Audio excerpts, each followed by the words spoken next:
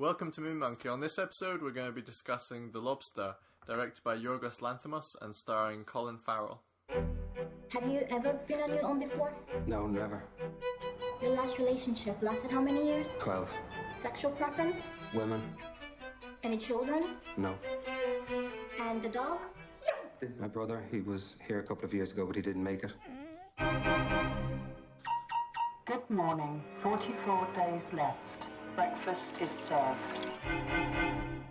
As you understand from your brother's experience. If you fail to fall in love with someone during your stay here, you'll turn into an animal.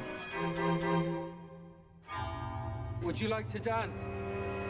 Mind if I join you?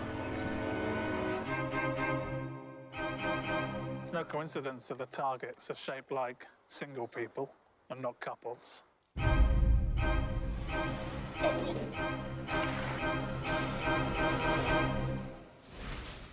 Did you catch rabbits?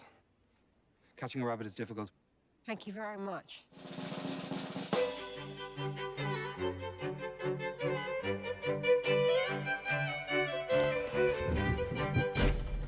We have to be totally synchronized. 5, 4, 3, 2. Have you thought of what animal you'd like to be if you end up alone? Yes, a lobster. A lobster is an excellent choice. I can't go much faster. These trousers are too tight. I'm sorry. So yeah, we're gonna try and now describe what The Lobster is about. As tough as that Good is. luck. So it's set in this dystopian future or a kind of alternative reality where you have to be in a couple. So you follow Dave, who's played by Colin Farrell, whose wife has just left him. So he has to go and stay at this hotel. It's managed by Olivia Colman, where he has 45 days to find a new partner. If he doesn't, he'll be turned into an animal. But it's alright, because he gets to choose the animal. Everybody gets to choose their animal, that's the main point. Yeah. So yeah, it's all about relationships, as I say this film's about. Yeah, it has a very weird setup, but the main thrust of the thing is about relationships and maybe the pressure to enter into relationships. So it's all really about that world setup. It's such an interesting concept, and everything else really flows from that. So you have the kind of hotel where people have to go to find a partner. They get 45 days, I think, to find somebody or turn into an animal. And while they're at the hotel, they go on, I think it's like daily or weekly. And it seems to be, I think it's at least daily. Yeah. I think it's every day. Every so often they go out into the woods to hunt down loners, which are people who've run away from this hotel, or they've chosen not to be in a couple, basically. Yeah, they've chosen not to be part of this kind of scheme, so they've run away. The people in the hotel can hunt them down. For every one that they catch, they get an extra day, I think, in the hotel. Yeah. It doesn't really tell you if they kill the people or if they're just tranquilized. No, I think they spoilers. I think they get when they're captured. They maybe get turned into an animal. Oh, okay, yeah, that would make sense. Because they kind of shoot them with tranquilizer darts, but then you never see them again. So you presume like, okay, that's the end of them. But yeah, it's a really interesting idea for us. It's a very, very strange film. Yeah, it's a very weird film. It's not like a typical romance movie. It requires a lot of thought, and it's a film which is very kind of ponderous, and there's a lot of points in it where, like, kind of quiet moments where it lets you think and ruminate on what does that mean? Is there some significance to what's happening here? It is a kind of romance, though. But I would say, as well as that makes it sound like a real art house film, and maybe not people's cup of tea, but it is very funny as well. Like, there were a lot of moments which made me laugh out loud in this thing. It's a very kind of, there's a lot of funny bits. It's quite deadpan though. Yeah. And delivery and just script wise. Yeah. It's very most of the humour derives kind of from the fact that they'll deliver just really outrageous lines, but completely straight faced. It's also a lot of obscene humour, but completely as though that's normal. Yeah, It's also very violent from the offset. If you like animals, it does start with a donkey murder. Oh, that's true. Actually, I'd forgotten that scene. I was thinking for the parts later on. That's not really giving a lot away because that's pretty much the first 30 seconds, first minute or so of the movie. Yeah, that's is a donkey murder. So I mean, if you're really into donkeys, if you ever holidayed in Blackpool as a kid, Don't go see this this film. is not the movie for you. Yeah, it's kind of a shocking opening, which I've really never experienced something like it in a movie. It really does set the scene for the film, and there's parts later on which it just like sudden bursts of violence. It's all quite flat, and then it's like a sudden spike of violence. There is a lot of film. really seriously violent scenes that will stay with you for a lifetime. Yeah, but that's the thing. The film seems so not all over the place in terms of tone. But like I say, it's like laugh out loud funny, and then really violent, and then touching. But the whole thing is played so straight. It's not played particularly as a comedy or as a tragedy. It's just played as though it's all really normal. I thought the actors did a really good job with their characters. Colin Farrell plays David, who's the main character. It's got John C. Reilly and Ben Whishaw play two of the other guys who are in this hotel. John C. Reilly's playing a guy who might be called John, but it's a lisping guy. The man with a lisp. Man. Yeah, and Ben Whishaw, not to be confused, the man with a limp. The limping man, yeah. The limping man and the lisping man. They play two other guys who are in this hotel looking to enter a relationship. It's got Ashley Jensen in it. She's the biscuit woman. Who's an extras. Yeah, this is one of the things everyone is referred to by their main trait. And the idea is you have to find somebody who has something in common with you. Otherwise, for some reason, you can't be in a relationship. Yeah.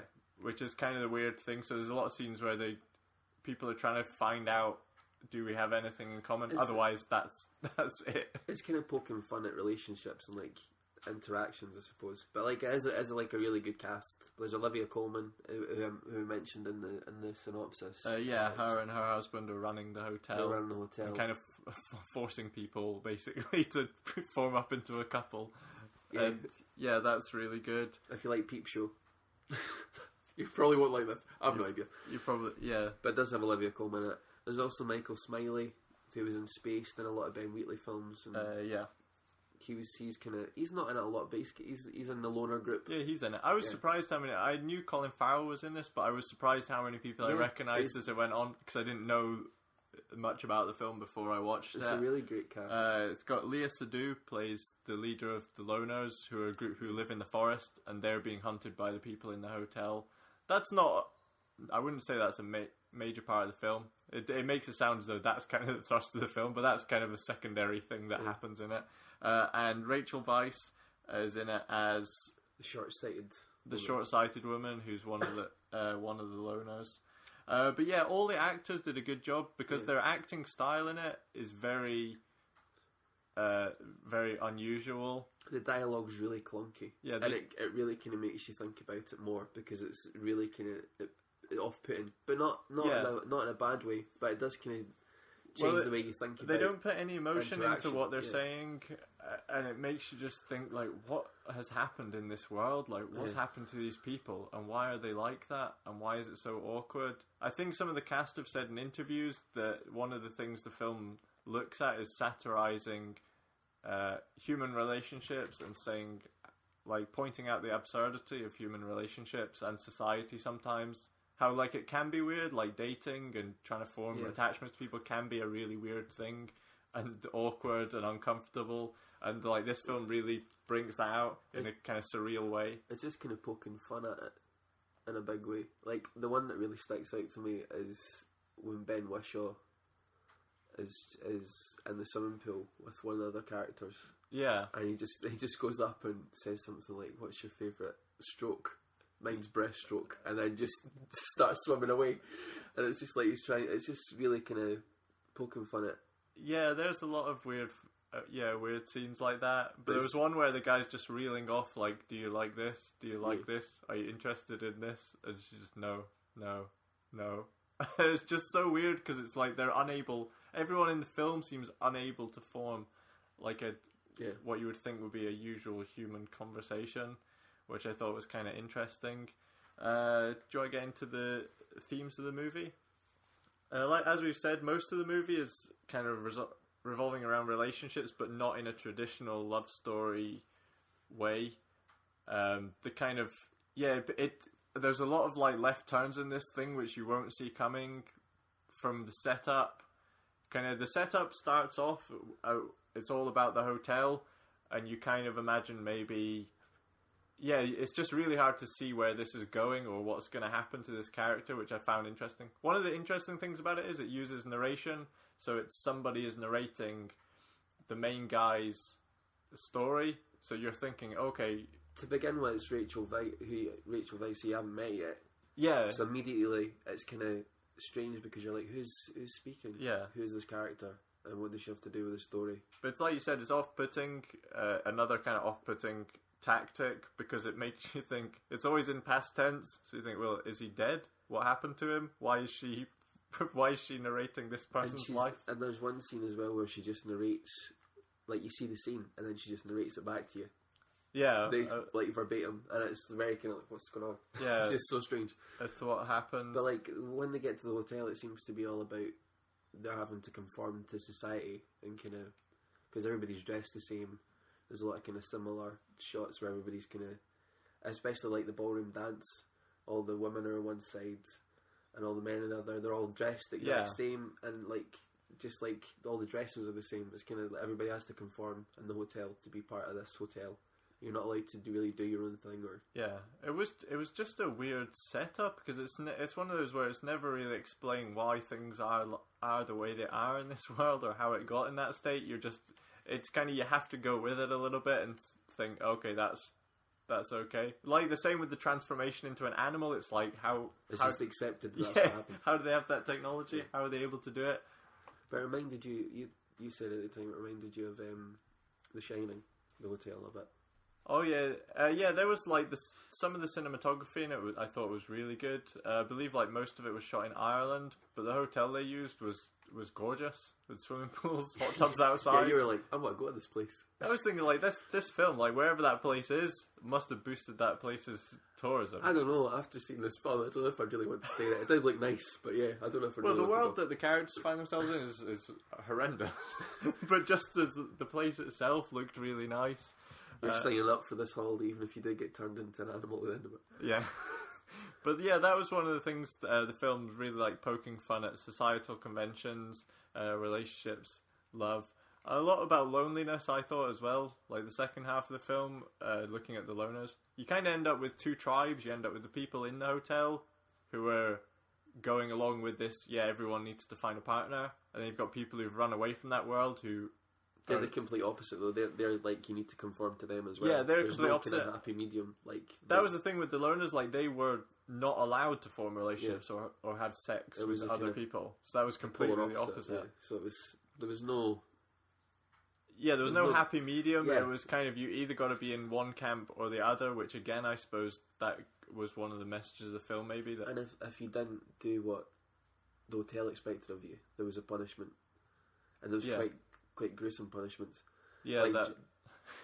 a guy got his... John C. Reilly got his hand put in a toaster and stuff like that. And then when in the loners camp, you could get the red kiss. Yeah, that's true. When you get your... cut your lips and... cut both parties' lips and make them kiss each other. Yeah. And there was... the red sex. Something like that. I can't remember what they never explain that. They explain the red kiss where but it's you like... can work it out. You get... Yeah, they both get cut and made to kiss, and it's like, oh, and also the red sex, which you was can it imagine called what the it is. red sex?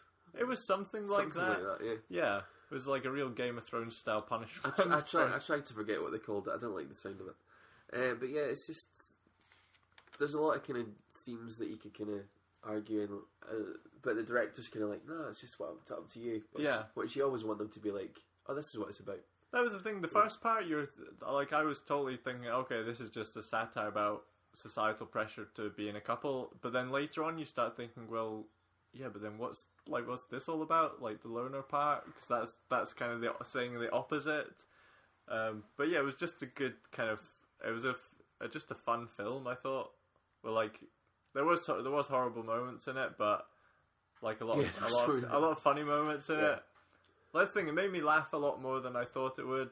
I would say that, because I expect, like, sometimes with art house things, it's more about philosophical, like, grand ideas. But this thing, like, really made me laugh a couple of points. There's a lot of things like Ashley Jensen's character said. And yeah, some of the things that, just some of the weird things that characters did to get in relationships or out of relationships was kind of funny. Because you can kind of identify with it in a way, not the horrible getting turned into an animal part of it. No, but like just like the interaction and how it can kind of be like the clunky dialogue, and just maybe like when you're trying to meet new people, and it's you do find kind of broach the subject, because it is quite absurd to go out and just start asking strange questions or going up to people you don't know. So like the hotel kind of was poking fun at that. Yeah, you can kind of relate to it, even though it is weird and surreal in places. You can kind of relate to what the characters are going through. The direction of the film was really good as well. They went for a really naturalistic look, so I know that they didn't use much lighting. It was all shot. It kind of must have been natural lighting, but also that kind of adds to the tone of the film as well. Because I felt a lot of the hotel scenes, the whole film really had a kind of washed out color palette. Like, it wasn't vivid and bright. It was kind of a little dull and grey. Even like the scene in that was in like the shopping centre, it wasn't like bright flashing colours. It was like quite subdued. Yeah, it was a really kind of grey, drab setting. Yeah, which kind of reflected the character's emotional state as well, I guess. And that was the thing. It was like some of the landscapes you could see, very bare and barren. And I suppose if you really wanted to read into it, you could maybe read into like humans' interaction with their environment. I suppose like it's very focused on the human condition and, like I said, society. And I suppose there was the distinction there between the hotel is out in the countryside, and then once you found a partner, you're allowed to go back and live in the city. So I suppose maybe like urbanization and city and country, versus the countryside.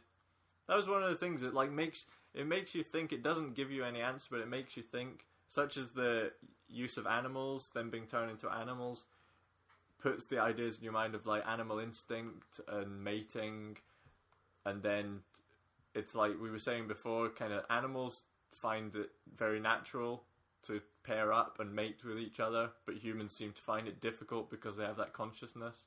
So it's like being set out in the wilderness. It's kind of humans as an animal, showing humans more as an animal, a type of animal.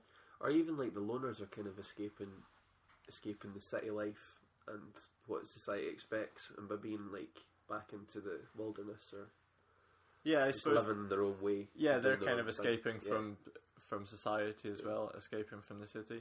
But what I really liked was just like occasionally throughout the movie there'd just be like an animal of some, like a flamingo just appears, or a camel at one point just goes by, and you just think this is just, because that's obviously somebody's been killed. That was camel. like Somebody's chose a camel, and they're just walking about in the background, and everybody just accepts it. Nobody acknowledges the camel. Yeah, it was quite absurdist humour at points, Monty Python-esque humour. Because I don't know if this isn't much of a spoiler. You never see anyone turned into an animal. You just hear about it, and you see the transformation room, and then you see the animals.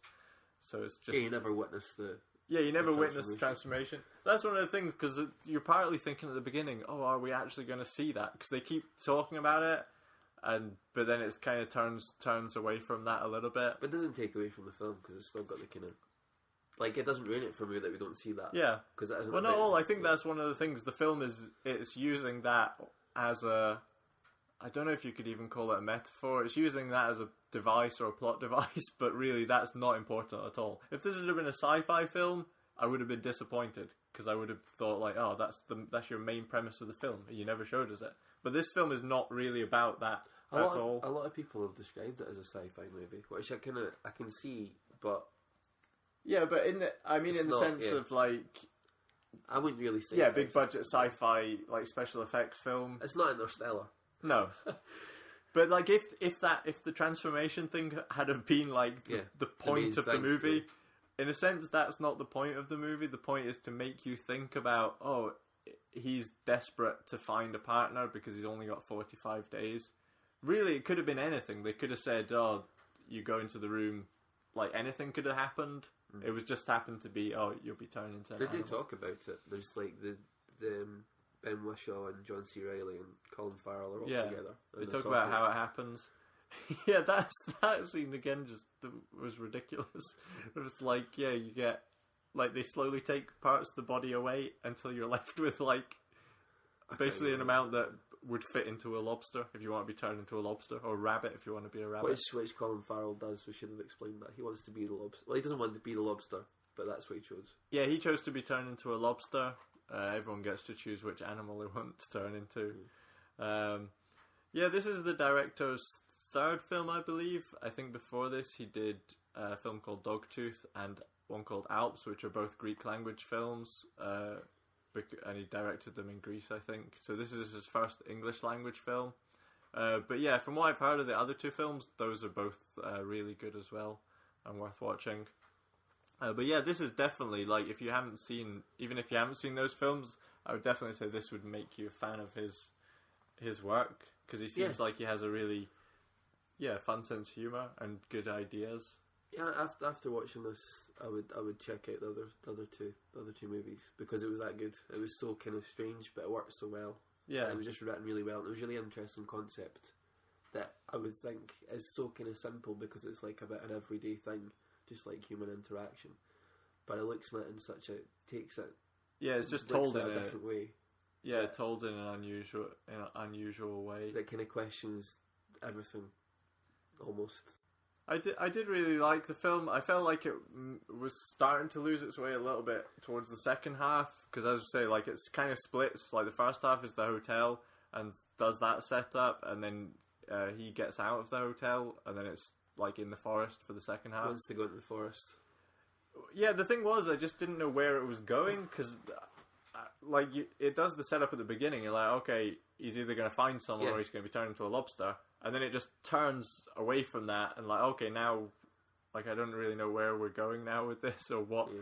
It's like it kind of pulls the rug out from under you, because you're not like, I don't even know what would be a good or bad ending at this point, because he's completely gone off road here. Yeah. Like, anything could happen.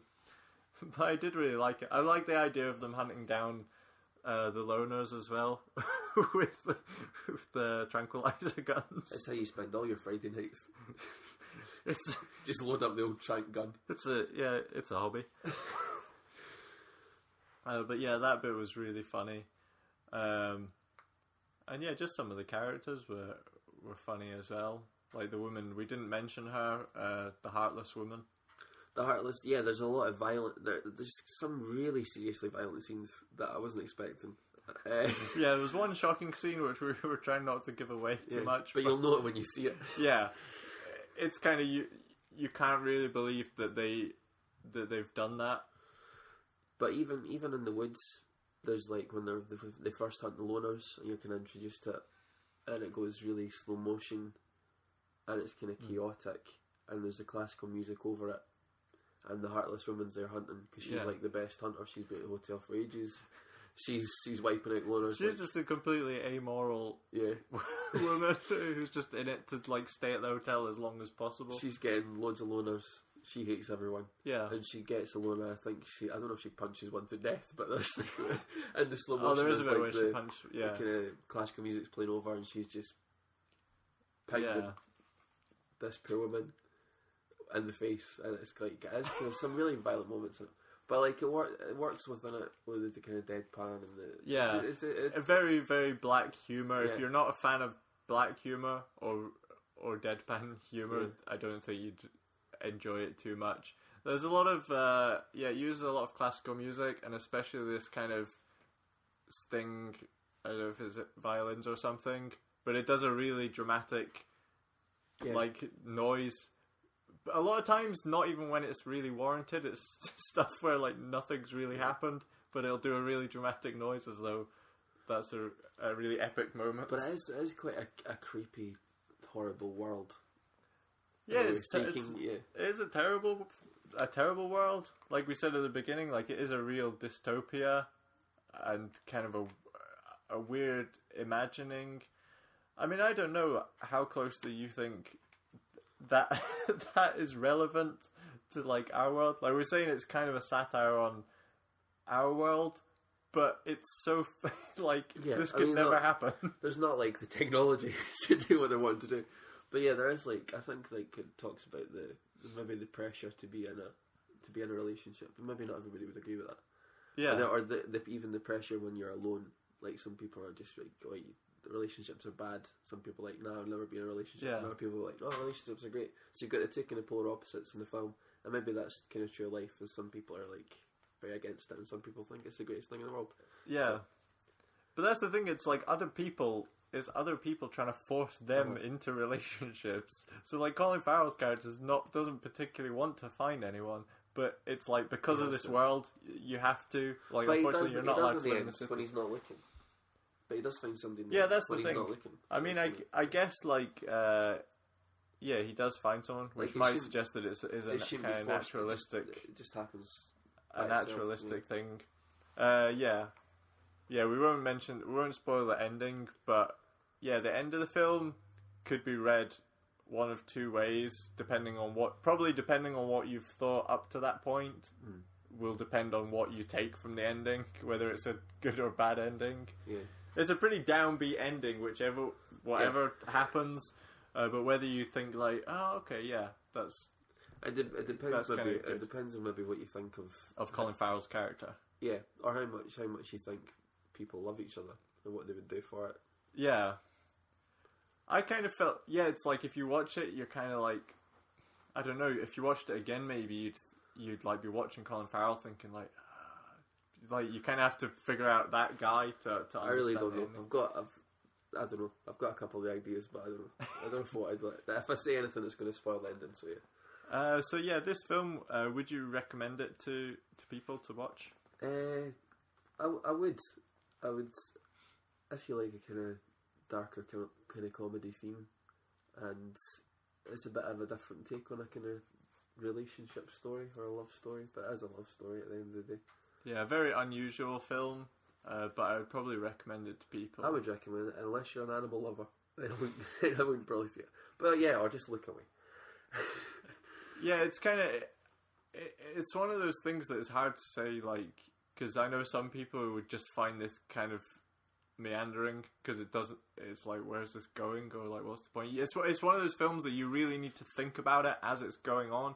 Like, try and think about what's happening and how you relate to it and what you can take from that. It's not a film... Like I said, it doesn't give you many answers. You really have to put a lot into it to get something back.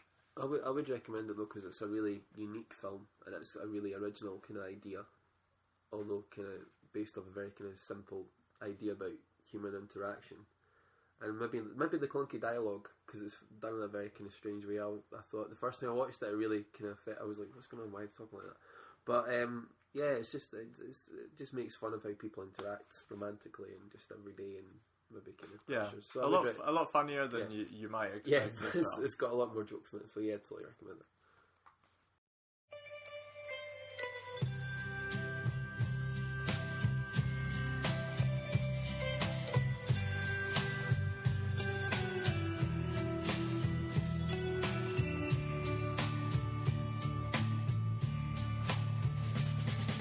Something's